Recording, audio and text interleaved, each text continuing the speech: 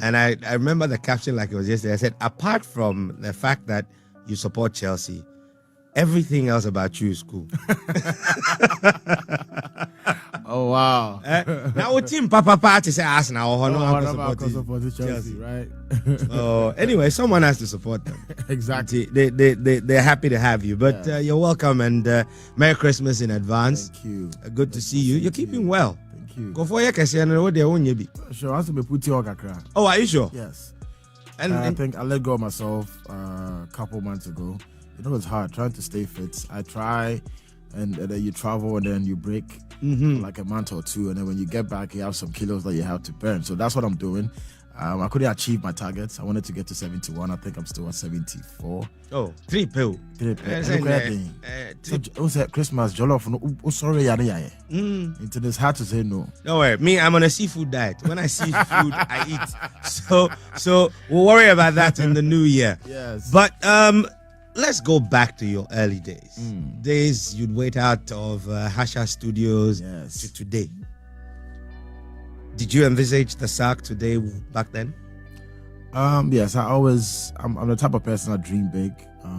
To the extent where my dreams went to. Yes, that I didn't really. It wasn't too specific, but I knew I was gonna make it.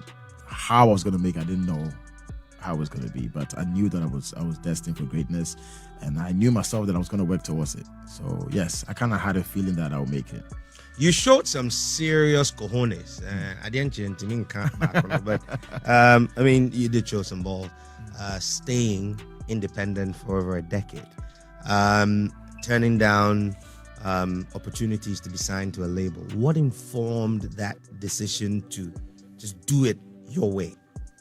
I think I wouldn't sit here and lie that was my initial plan. I think I had initial dream of every artist wanting to get signed, to have a major backing, because it takes off the pressure off you, the day-to-day, monetary, whatever, budgets, the weight will be taken off you. So that's what I wanted. But I think God just knew this is what I was supposed to do. This is how I was supposed to do it, at least to a certain point, because every producer that I approached in the beginning didn't get it, whether it be in the music or me personally, they weren't able to connect. And so then I happened to just try to do it on my own and go on social media, try to use MySpace at that time and use Facebook to gather the fan base. So I didn't have a choice, and that's what took me to become an independent artist. And then when I realized me having control over my career, I got to realize that naturally I was born a manager. So I could easily, it's not easy, but then I know how to handle pressure and try to manage it. So it comes with a lot of pressure, being an independent artist, but then I feel like I'm in charge of my career, then I can drive the direction that I want it to go. So me enjoying that for a very long time and being able to oversee how I will present my brand and seeing a couple of contracts and what's in the contracts and what I'm supposed to sign away, it makes it hard for me to let go of my independence that I've enjoyed for a while. That's a very bold move. Would you say it's paid off? Yes, I'll say so. Will you stay independent? I will partner. Okay. And depending on the deal, because I wouldn't be able to go into details, but most of these contracts kind of have the same things in there, which I understand from a business standpoint. Anybody putting in money wants to hold something as collateral, so it makes sense. But sometimes I know how these deals are structured, and at the long run, if it's a good deal that's going to make you a superstar, but then again you're not going to give too much and still make it, yes, I think you should go for it. So far I haven't had that. Every deal that's coming to me is literally wanted to take over everything. Yeah, so that is hard. Everybody wants something priceless in their exactly. in their quiver of arrows. That most of those feelings that I've been feeling kind of turn out to be right. So I have great instincts, I think. What you have is God speaking to you. You are obedient. Because God talks to us all the time. Some people like to call it instincts and sixth sense. That's true. But it's God. That's true. It's God. So your inspiration, where do you draw it from? From the fans, from you guys. I think today you might say something that you don't know. You gave me something. Hey, sir. Yes. So I listen to people a lot. You're like a sponge. You just take soak things it in, from around you. When I have conversations, it's like comedians when they speak to people.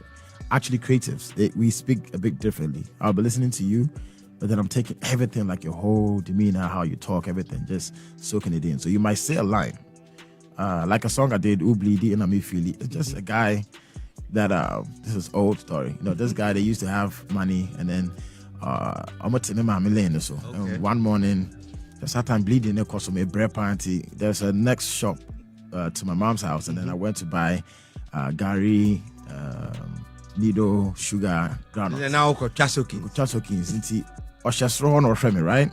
No came war was a bleedy. Wow. It's just me seeing that. Me person be hunting me the guy in the fast question fee. So when I came out, I was trying to like explain. So and yeah, we will be now someone say, "Must bleedy." Yeah, me feel it.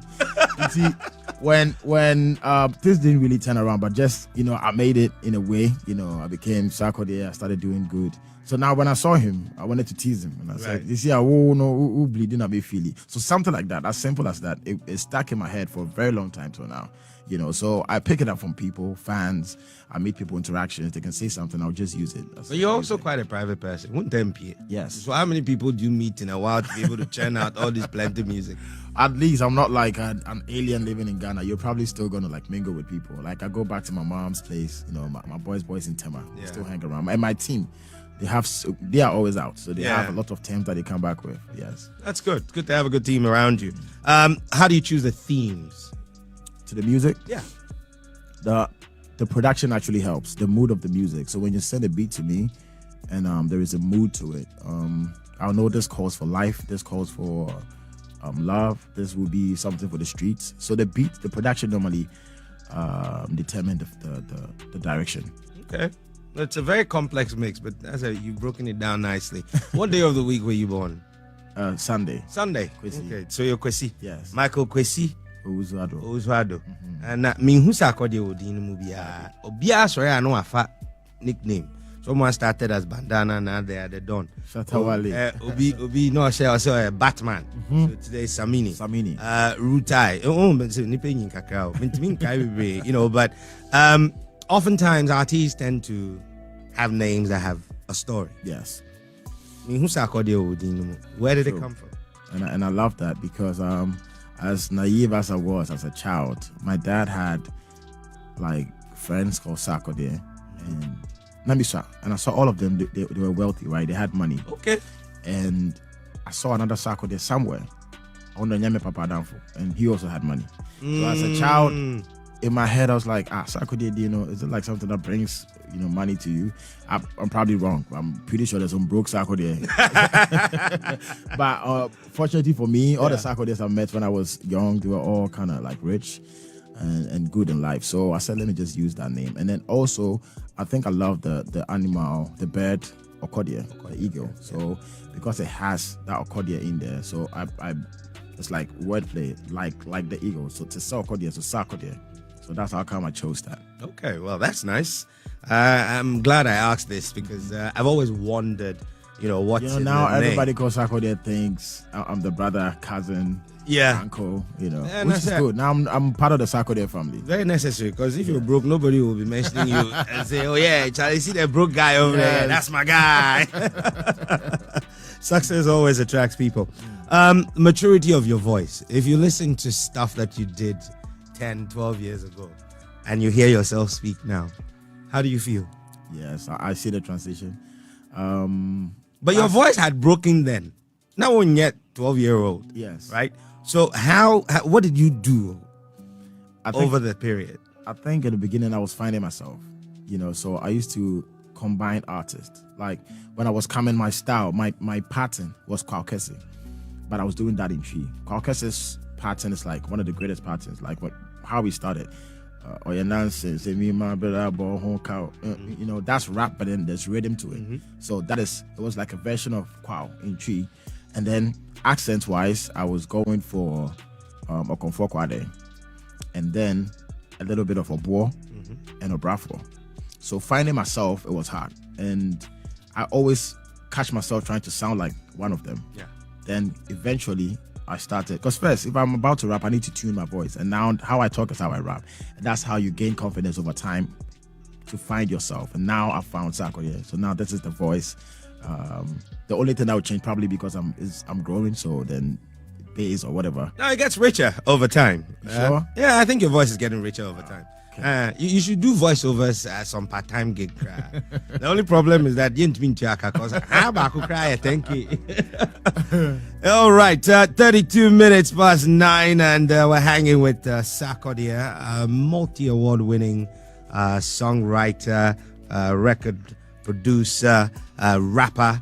And did you set out to want to rap fast? I'm a fast talker, so it came. You could have fooled me. You seem chilled to me, pal. Yeah, I'm a very fast talker. I try to control myself because when I'm speaking, I always end up like saying, "Oh, can't you fast?" And I told the I say, "Oh, ubufu kakra." Then no, I say cry. Then the kasa never cry. Then I stammer. I can't even pronounce the words. Okay. Yeah. All right. So you basically took your desire to rap, the skill, and just extended yourself. Exactly. So it's not like, because some people put on a persona. Yes. Right? They decide that, okay, I'm going to be this person when I am rapping. An example that comes to mind is Tic Tac. Yes. Tic Tac deliberately decided that, I'm going to be the Busta Rhymes. Yes. Because he doesn't talk like that. Mm-hmm. So so Isaac Iyemo says, I'm a doctor, but at work, Sark all day on YouTube watching his reactions. How does he do all these groundbreaking stuff? I think you alluded to it, but maybe you could give this guy an answer. Groundbreaking. Honestly, I know I've said this before, but there's a lot of things that has happened to me that came because I had a cult following. So I always want to give props to my following, Sack Nation. They speak a lot about me even when I'm not like active, and then they keep the brand active. I think BET literally said it to my face, that made me feel like I got the award because of the fan base. These guys are very hands-on. They used to call the BET office and asking if our Ken is there, where is he sleeping, is he okay? Way back they used to call the convict office, calling Akon.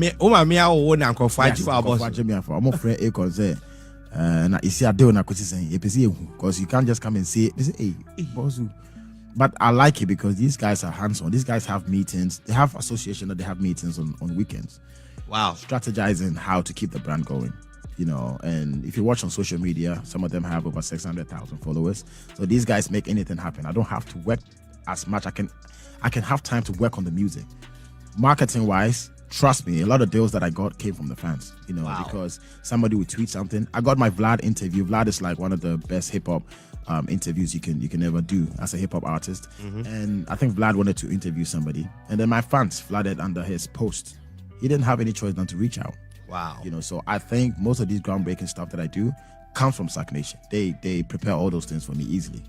There's a thing I'm not going to, I beg you, the New Day song created a whole situation. I mean, you did something else. I think it was in 2014. Yes. And since the New Day song came out, everyone sort of tagged you a politician or playing politics with your music. Yes.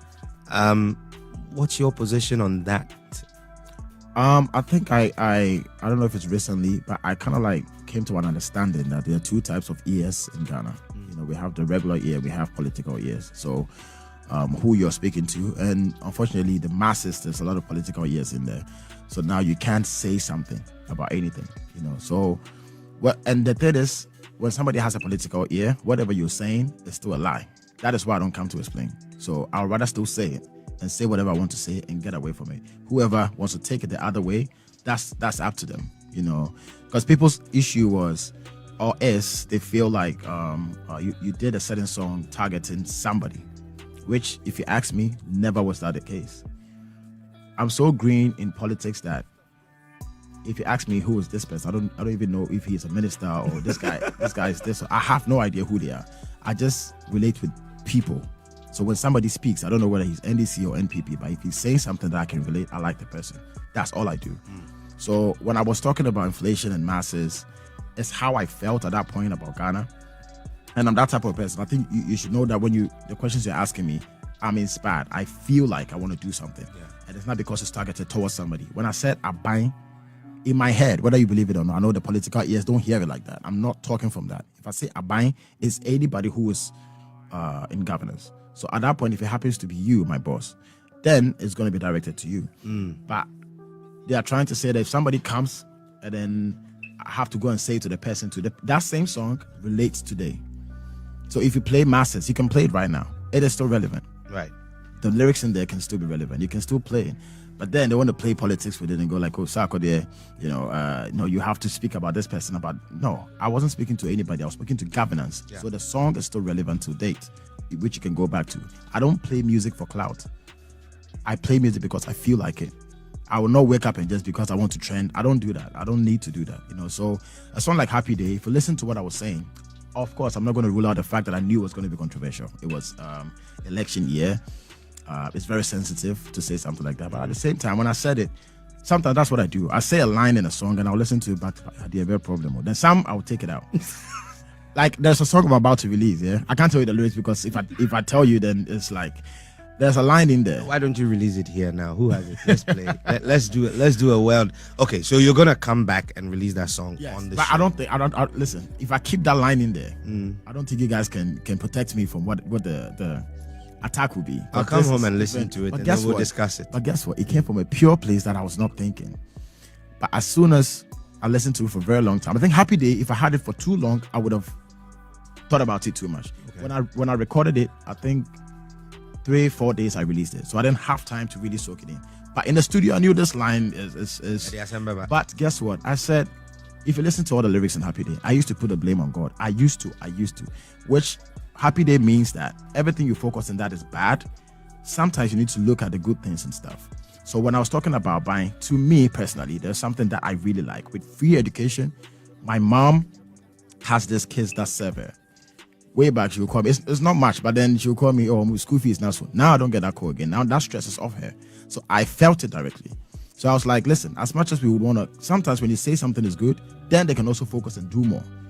Because I talk about Ghana, inflation and all of that. When I travel to, I won't mention some African countries, I go there and I came back to Ghana and I'm like, yes, I still stand by what I said, but actually Ghana, we have done well. Compared to certain places that I went to. Yeah. How the place looks like, how the structure is. I'm like, no. As soon as I get back to Ghana, and even some of my friends who are like in other countries who are artists, when they come to Ghana, it's like heaven to them. So then I was like, honestly, yeah, we still have a long way to go, but let's appreciate some stuff that we have done. And that's what I did on Happy Day. But then I knew the 10. But what I stand for, my intent, is what I care about. So whatever you guys are making it be, that's up to you. Okay, just for let's just throw some salt in injury. Must I start the new day from the beginning? I'm just gonna play it. Serious Knock says, please ask Sark when will he release the video he shot with Tiwa Savage and Sian in 2014. Chale video no confirmation. 7 years. Yes, they're still waiting. Crazy. And that goes back to what I said. If I don't feel like, I watched the videos like, that's good, but I think it could be better. I spent a lot on the video, but then I had to you see that I shoot it again or I don't even drop it, Wow. Yes. Benjamin Fosu says, Sark, I get my inspiration from your music. I only listen to your music and I have only your music on my phone. Wow. Andy Edu Ejekum says, he's lying. Let him rap for us. Beats burn out. Beats burn out. Nah, you don't have anything. Yeah, let's see how. What? Oh, now because of the mood of Illuminati, I don't know if I can come up with something. Nah. Okay, Yempe beats. I'm saving all of that. Yempe beats. Just do too bad. Masa, I am a part of them. You know me, I like perfection. Tim West wanted me to come back and do a feast. I said, listen, our first two was epic. My third one has to be way serious. That's another thing that comes with doing it for a very long time. Now you want to be, it's like level of perfection. You want to get it right all the time, and it's a state of mind. So I didn't psych myself, but trust me. Okay, so we have a date anyway. Yes. The song will be released on the Asasi Breakfast Show. I spoke about. Yes. But I'll remove that thing from it. So at least can I come and listen to it? Yes, you can listen to, because the line in there, our people out there, they will kill us. Guess what? It was so green. I had no idea. I wasn't thinking.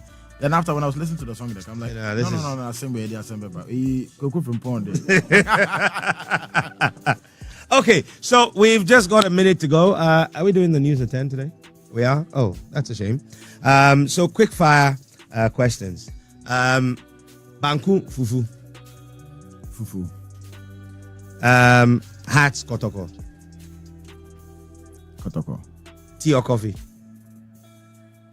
Coffee. They kind of Anyway, look, it's been a fantastic morning. Same. We have so much.